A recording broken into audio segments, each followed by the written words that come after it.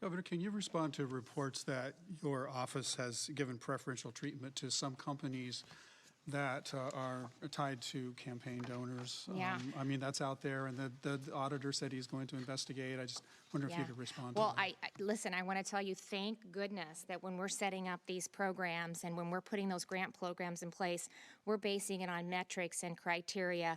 And those programs, before they ever roll out, we take the recommendation from agencies, from Debbie Durham's team, the Department of Revenue, our state economist, the Secretary of Ag, Director Townsend, Kelly Garcia. So they put the statistics, the criteria together, and then we roll out the program. And if you qualify, you qualify. So it's that simple.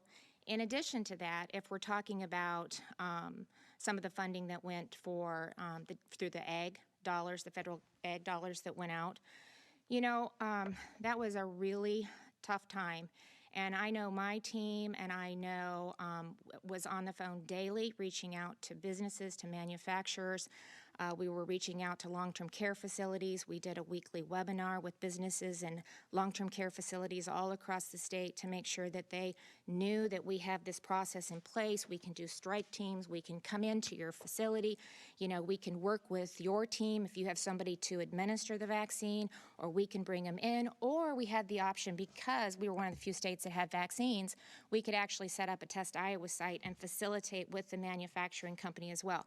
To my knowledge, I verified again this morning, there wasn't one company that requested that we weren't able to meet that request.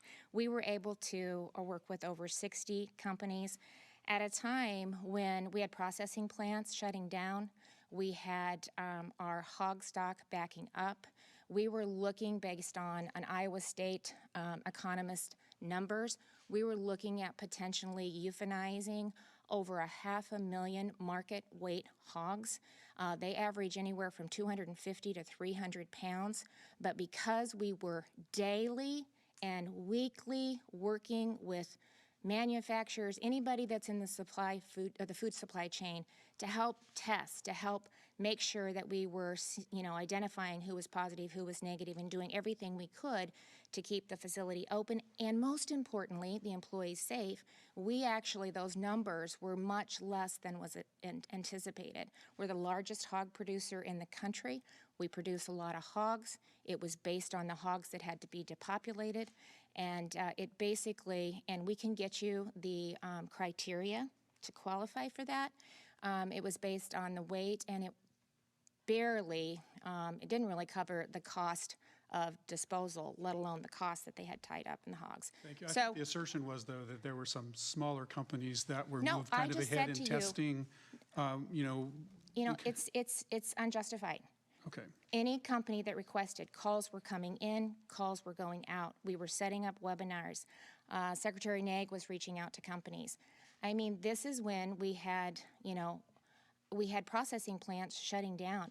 10% of the nation's food supply is attributed to our farmers and producers, and it was critical that we did this in a safe and responsible manner so that we could keep food on the shelves and we could keep families fed.